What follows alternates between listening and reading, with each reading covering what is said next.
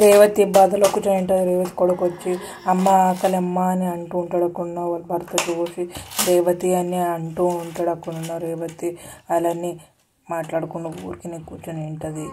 అక్కడున్న వాళ్ళ భర్త కూర్చొని భుజం మీద చేసి రేవతి అని అంటుంటాడు. అక్కడున్న రేవతి ఏమిటండి అని అడుగుతూ ఉంటుంది.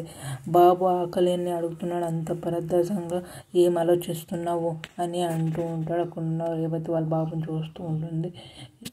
ఏం ఆలోచిస్తున్నావు అని అంటూ ఉంటాడు. అక్కడున్న రేవతి ఊరికి మౌనంగా ఉన్నడుస్తాడు. అక్కడున్న వాళ్ళ భర్త కూడా ఊరికి మౌనంగా ఉన్నడుస్తాడు.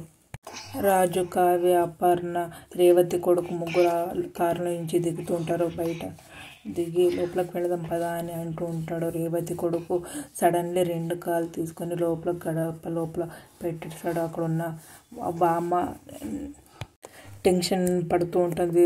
బాబా ఏమో టెన్షన్ అవుతుంది బాబా అని అంటూ ఉంటాడు. అక్కడున్న కావ్య వాళ్ళ మామ కూడా చూస్తూ ఉంటాడు.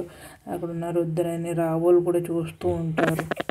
ప్రకాశం కూడా పిల్లోడిని చూస్తూ ఉంటాడు. అక్కడున్న బామ్మ ఎక్కడో తేడా జరుగుతున్నట్టుంది బాబా, ఏమో ఈ ఇంటికి ఉపదేరం రావటం ఉంది బాబా అని అంటూ ఉంటుంది. రేవతి కొడుకు ఇల్లంతా చూస్తూ ఉంటాడు.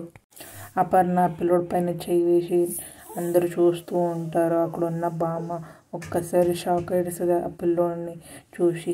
అక్కడుండే ప్రకాశం ఎవరో వదిన అని అడుగుతూ ఉంటాడు. అక్కడున్న అపర్ణ గుళ్ళో తప్పిపోయి అప్పటి తిరుగుతుంటే ఇంటికి పిలుచుకొని వచ్చినానని అంటూ ఉంటుంది. స్వప్నం ఉండి ఈ పిల్లోని ఎక్కడో చూసినట్లుంది కదా అని అంటూ ఉంటుంది. అక్కడున్న రాజు ఒక్కసారి షాక్ ఏడుస్తాడు. అక్కడున్న కావ్య కూడా షాక్ ఏడుస్తుంది ఆ మాట విని. అపర్ణ ఆ పిల్లోడు చూస్తూ ఉంటాడు. రేవతి కొడుకు స్వప్నాన్ని చూస్తూ ఉంటాడు. రుద్రాన్ని ఆలోచిస్తూ ఉంటుంది.